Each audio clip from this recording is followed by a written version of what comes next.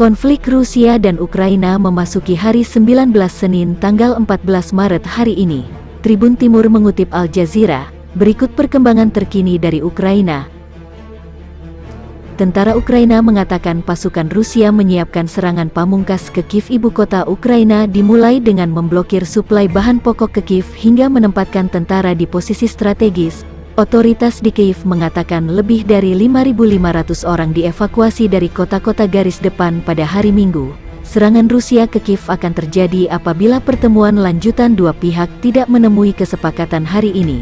Sementara Presiden Ukraina Volodymyr Zelensky kembali mendesak NATO untuk memberlakukan zona larangan terbang di langit Ukraina. Pasukan Ukraina akan dihabisi jika Rusia menyerang dengan pasukan udara.